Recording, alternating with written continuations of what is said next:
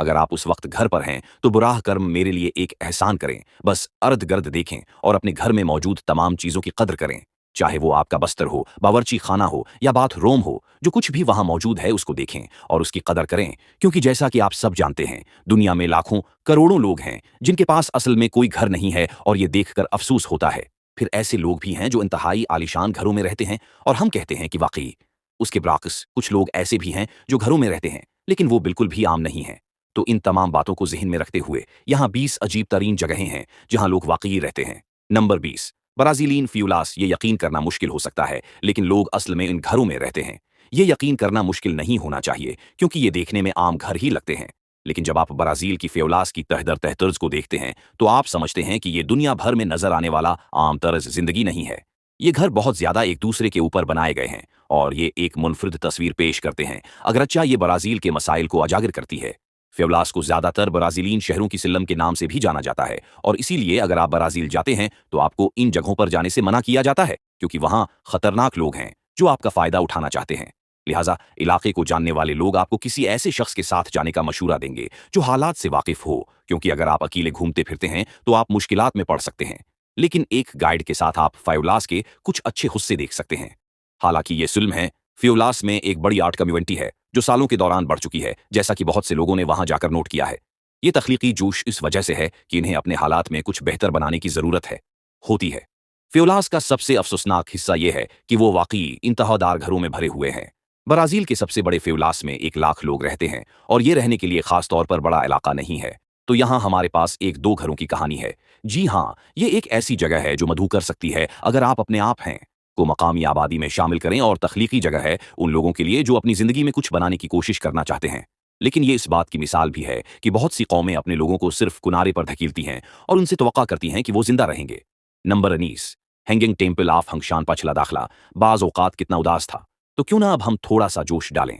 अगर आप चीन जाते हैं, खास तौर पर डीटुंग के जनूब मशरिक में, तो आपको बलाखिर एक प्रासरार हैरत मिलेगी जिसे हैंगिंग टेम्पल ऑफ हंगशान के नाम से जाना जाता है।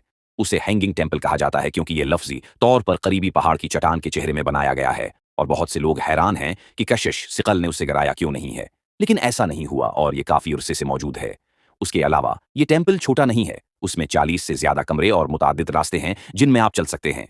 टेम्पल को कहा जाता है कि एक राहब ने देर से शमाली वई खानदान के दौरान तामीर किया था जो 366 और 466 के दरमियान था और 1900 नहर में बिहाल हुआ था क्या गया था। उसे चट्टान के पहलू में सुराख करके बनाया गया था जिसमें वो खंबे लगाए गए थे जो टेम्पल को सहारा देते हैं। अब उसका तसव्वुर करें कि एक राहब ने ताकतूर डर्लिंग आलात बनने से पहले ही एक पहाड़ में सुराख गए और फिर सिर्फ बुनियादी खंभों का इस्तेमाल किया। ये न सिर्फ तख्लीकी सलाहियत है बल्कि ये जहानत भी हो सकती है क्योंकि राहबों को उनकी जहानत का मुनासिब करीट नहीं मिलता। इस टेम्पल का एक और दिलचस्प उनसुर जो आज भी इस्तेमाल में है वो ये है कि कन्फ्यूशियनिज्म, ताओ अज़म और बुद्ध मत यहाँ तमाम राइज हैं। रवायती तौर पर इस तरह के टेम्पल एक अकीदे के निज़ाम के लिए मौजू होंगे, लेकिन ये एक मुतादिद अकायद के लिए अपने दरवाजे खोलता है जो कि बहुत तरक्की पसंद है। और चूंकि हमने उसे पहले जिक्र करना भूल गए, पूरी चीज़ ज़मीन से 30 मीटर ऊपर है। यहाँ हमारे पास एक राब के अज़्म और लोगों के अपने ईमान के लिए कितनी दूर जाने के लिए तैयार हैं की बेहतरीन नुमाइंदगी है। बर 18 सीनियल दी लाबास। अब मैंने आपको एक ऐसी जगह दिखाई जो पहाड़ के पहलू में बनी थी, लेकिन अब मैं आपको कुछ ऐसी जगहें दिखा रहा हूं जो वादी के नीचे और नीचे बनाई गई हैं। ये स्पेन का एक मुनफरिद सफीद गांव है जिसमें वाकई में घर हैं जो वादी की चट्टान के चेहरे के नीचे और नीचे बनाए गए हैं, जो इतने ज्यादा हैं कि कुछ हिस्सों में आपको बड़े पत्थर नजर आते हैं जो घरों के ऊपर लटके हुए हैं। ओह, और सफीद गांव से मेरी मुराद घरों का रंग है। वादी खुद एक कदीम नदी के जरिए बनाई गई थी जो आज बहुत छोटी है, लेकिन उसकी कारीगरी की वजह से ये जगह जैतून के खेतों और दीगर ज़राई जगहों जैसे शराब खानों के लिए बेहतरीन थी। ये जगह असल में उसके लिए जानी जाती थी। हालांकि हालिया औकात में ये शराब बनाने में कमी आई है। ये देखने के लिए अभी भी खूबसूरत है और उसमें काफ़ी नज़ारे हैं और अजायबात हैं जिनमें दोबारा वो घर शामिल हैं जो देवहीकल चट्टानों के नीचे और नीचे हैं। ये वाकई में तमाम चट्टानों को देखना थोड़ा खौफनाक है। जिसके नीचे है लोग आराम से चलते हैं, लेकिन ये सिर्फ इस बात की इकासी करता है कि लोग कितने महफूज महसूस करते हैं और अपने घरों की तामीर में कितने प्राथमाद हैं। एक चीज जिसका जिक्र करना चाहिए वो ये है कि इस जगह के कुछ हिस्से जमीन के ऊपर और वादी में हैं, जिसमें एक खूबसूरत टावर भी शामिल है जिसे लोग पसंद करते हैं। लेकिन यहां से भी जगह को देखना नाकाबिल यकीन है, जहां दोनों नीचे और ऊपर घर हैं। ये इंसानी इंजीनियरिंग की एक मिसाल है और उस सलाहियत की कि इंसान कहीं भी घर बना सकता है जहां वो चाहता है। सी लींड, किया आपने कभी अपना मुल्क शुरू करने का ख्वाब देखा है? खौफजदा न हूं कि आपने देखा है, क्योंकि हम में से बहुत से लोगों ने बड़े पैमाने पर अपनी जगह पर है हुकूमत करने और हकीकी क़ियादत का मज़ाहिरा करने के ख्वाब देखे हैं। हम सब जानते हैं कि कुछ ममालिक को वाकई बेहतर रहनुमाओं की ज़रूरत है, लेकिन सी लैंड के मामले में ये एक मुल्क, एक प्रिंसिपलिटी और एक मुनफरिद कहानी है कि कुछ लोगों ने एक फ्लोटिंग फौजी किले के साथ किया फैसला किया। ये सब 1943 में शुरू हुआ, जब बरतानवी हुकूमत ने राफ हुआ कर दी। टावर बनाया, जो एक फ्लोटिंग फौजी किला था, जिसका मकसद दूसरे आलमी जंग में उनकी मदद करना था। और बिलाखिर जब जंग खत्म हो गई और राफ टावर की जरूरत खत्म हो गई तो उसे छोड़ दिया गया। यहां तक कि कुछ कज़ाक रेडियो के लोग आए और अपनी मूसीकी की चीजें करने लगे, जो कि काफी शानदार है। एंटर मेजर पीटी राय बेट्स ने कज़ाक रेडियो के लोगों को निकालकर सी लैंड की आजाद प्रिंसिपलिटी बनाने का फैसला किया और इस पर काफी इसरार किया। जब कुछ बरतानवी लोग उनके पानियों में बोझी कायम करने के लिए आए तो उन्होंने और उनके बेटे ने उन पर फायर खोल दिया। उन्हें अदालत में ले जाया गया, लेकिन एक तकनीक की बुनियाद पर यह पलीट फारिम बरतानवी पानियों से बाहर था, लिहाजा उन पर इल्जाम नहीं लगाया जा सकता था। 1975 में उन्होंने सीलैंड के लिए आइन मुतारफ कराया। उसके बाद एक कौमी झंडा, कौमी तराना, करेंसी, पासपोर्ट और इमिग्रेशन स्टाम्प। और ये और भी अजीब हो जाता है क्योंकि वहां एक कोदता की कोशिश हुई थी, जिसमें उन्हें और उनके खानदान को सीलैंड से हटाने की कोशिश की गई थी और उसे वाकई में रोका गया था। और कुछ जगहें इस प्रिंसिपलिटी को हकीकी रियासत के तौर पर तस्लीम करती हैं, जो कि आपके शुरू करदा किसी भी मुल्क के लिए काफी अच्छी है। नंबर 16, टर्किंग मैग्नीफाई टावर्स। ये शायद कहानी में सबसे कम घरेलू नजर आने वाला घर है। उसके बजाय ये सड़क पर चलने वाली सबसे बड़ी ट्रक है। और मैं मुबालिगा नहीं कर रहा हूं जब मैं कहता हूं कि ये चीज सड़क पर चल सकती है, क्योंकि ये एक 12 मंजिला ऊंची ट्रक है। आप सवाल कर रहे होंगे कि ये कैसे मुमकिन है। इसका जवाब ये है कि ये एक क्रूज ट्रक है, जिसे 1999 में अबू ज़हबी के शहजादे शेख हमद बिन हमादान अल नहान ने बनाया था। और उसमें 4 अलहदा बेडरूम, एक 4 कार गिराज, एक एयर कंडीशनड कमरा और एक जिम भी है। हाँ, ये आदमी ट्रक में वर्जिश करता है।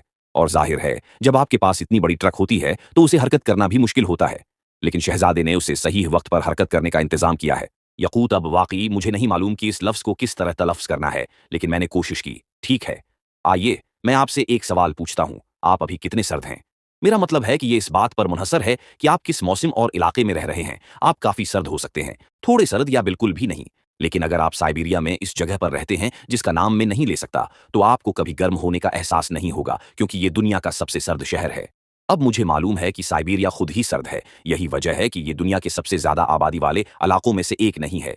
लेकिन यहाँ इस जगह पर 3 लाख से जायद लोग रहते हैं, जो कि हैरत इंगेज है अगर आप यहाँ की मुंजमद दर्जा हरारत को देखें।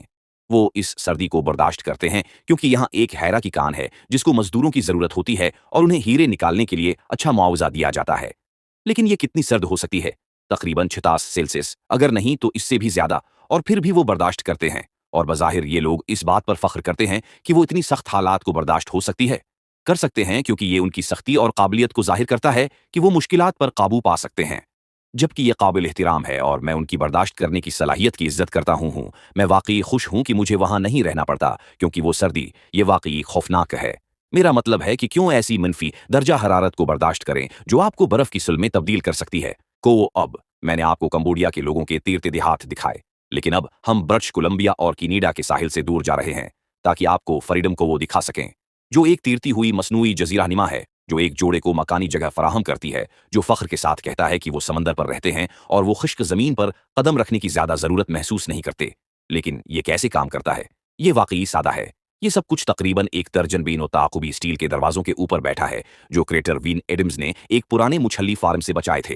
दरहकीकत सब कुछ बाजियाफ्त शुदा मवाद से बनाया गया है, एक ऐसा मस्कन जो दस्तयाब चीजों से डिजाइन किया गया है। वो और उनकी बीवी अपने तीरते हुए कौओं में साथ रहते हैं और वो सब कुछ खुद के लिए काम करने के काबिल बनाते हैं, जिसमें वो अपनी खुराक अगाने के काबिल बनाते हैं। उन्हें कभी कभार शहर जाना पड़ता है, लेकिन ये एक नायाब वाकया होता है क्योंकि वो काफी उर्से से खुद कफील रहे हैं।